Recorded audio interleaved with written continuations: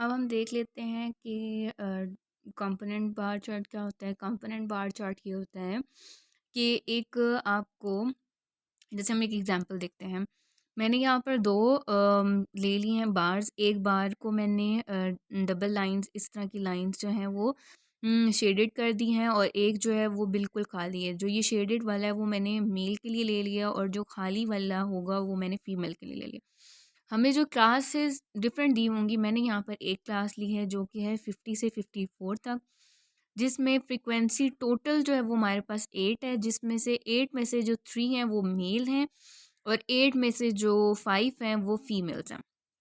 तो हमें एक क्लास है जो हमारे पास है 50 से 54 तक, उसकी टोटल फ्रीक्वेंसी क्या है 8।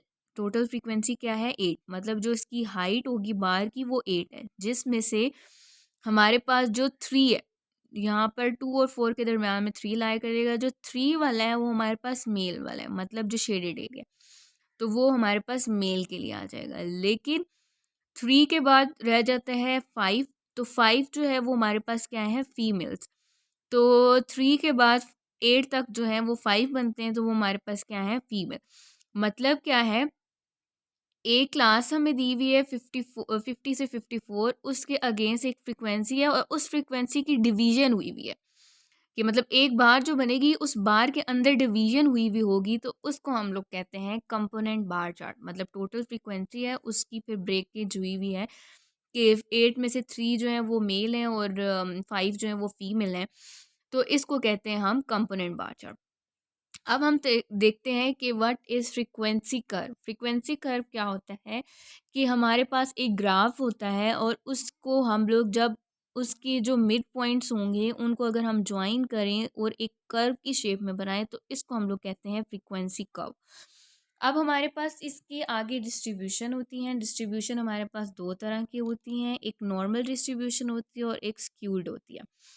जो नॉर्मल डिस्ट्रीब्यूशन होगी वो क्या होगा कि उसका जो हाईएस्ट पीक होगी, जो मतलब हाईएस्ट हमारे पास बार होगी, उसकी जो राइट और लेफ्ट साइड होंगी वो क्या होंगी इक्वल होंगी।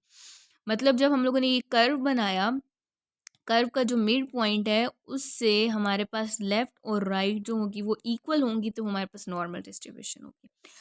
आगे हम देखते हैं नॉर्मल डिस्ट्रीब्यूशन क्या होती है।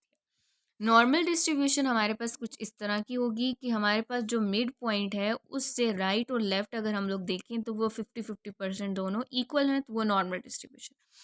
अब हम देखते हैं स्क्यूड डिस्ट्रीब्यूशन क्या होती है। स्क्यूड डिस्ट्रीब्यूशन की फर्दर दो टाइप्स होती हैं, एक पॉजिटिवली स्क्यूड होती है और एक नेगेटिवली स्क्यूड होती है। पॉजिटिवली स्क्यूड क्या होती है कि जब हमारे पास मिड पॉइंट होता है उससे जो लेफ्ट साइड होती है वो कम होती है, और जो राइट साइड होती है वो मैक्सिमम होती है, तो वो पॉजिटिवली स्क्यूड होती है। लेकिन अगर ग्राफ में जो लेफ्ट साइड है वो ज़्यादा हो और राइट साइड कम हो, तो वो नेगेटिवली स्क्यूड हो जाती है। आगे हम देखते हैं हमारे पास यूनी मॉडल डिस्ट्रीब्यूशन क्या होता है। यूनी मॉडल, यूनी का मतलब होता है एक, यूनी मॉडल डिस्ट्रीब्यूशन मतलब एक हमारे पास हाईएस्ट फ्रीक्वेंसी हो। मतलब हमने ग्राफ बनाया, उसकी जो हमारे पास कर्व बनी, कर्व में जो हाईएस्ट पीक, हाईएस्ट वैल्यू जो होगी, हाईएस्ट फ्रीक्वेंसी जो होगी वो एक ही होगी, तो उसको हम कहते हैं यूनी मॉडल। अब हम आते हैं बाय मॉडल पे। बाय का मतलब होता है टू। बाय मॉडल डिस्ट्रीब्यूशन का मतलब है कि दो हमारे पास हाईएस्ट पीक होंगी, दो हमारे पास हाईएस्ट फ्रीक्वेंसी होंगी, या दो हमारे पास हाईएस्ट वैल्यूज होंगी। मतलब हमने एक ग्राफ बनाया तो उसकी जो हमारे पास कर्व बनेंगे वो कुछ इस तरह के होंगे कि उनके जो दो हमारे पास क्या आएंगे, हाईएस्ट फ्रीक्वेंसीज आएंगी। ठीक है, दो होंगी तो उनको हम कहते हैं bimodal distribution. Frequency polygon क्या होता है। फ्रीक्वेंसी पॉलीगॉन होता है कि हमारे पास अगर कुछ ग्राफ बनता है जिसके अंदर हमारे पास हिस्टोग्राम्स हैं, लाइक सपोज, तो हमारे पास क्या होगा कि उनके जो मिड पॉइंट्स होंगे ना, उनको अगर हम लोग स्ट्रेट लाइन से ज्वाइन करेंगे तो वो हमारे पास क्या बन जाएगा, फ्रीक्वेंसी पॉलीगॉन। उसके बाद हम देखते हैं तो ऑगिव आ जाता है। ऑगिव क्या होता है, ऑगिव के अंदर हमारे पास दो चीज़ें होती हैं। दो तरह के ग्राफ होंगे, एक होगा लेस देन क्यूमुलेटिव फ्रीक्वेंसी का और एक होगा ग्रेटर देन क्यूमुलेटिव फ्रीक्वेंसी का। लेस देन क्यूमुलेटिव फ्रीक्वेंसी का क्या, कैसे ग्राफ बनेगा कि हम लोगों ने जो वाई एक्सिस लेना है, उसमें हम लोग क्या लेंगे, क्यूमुलेटिव फ्रीक्वेंसी। क्यूमुलेटिव फ्रीक्वेंसी क्या होता है, जिसमें पहली फ्रीक्वेंसी हम एज इट इज़ लेते हैं और अगली वाली फ्रीक्वेंसी को प्रीवियस वाली में ऐड करते रहते हैं। जो लास्ट फ्रीक्वेंसी होती है वो सम ऑफ फ्रीक्वेंसी के इक्वल होती है। तो हम लोगों ने वाई एक्सिस में क्यूमुलेटिव फ्रीक्वेंसी ले लेनी है और जो हमारे पास एक्स एक्सिस होंगे वहाँ पर हमारे पास मिड पॉइंट्स आ जाएंगे।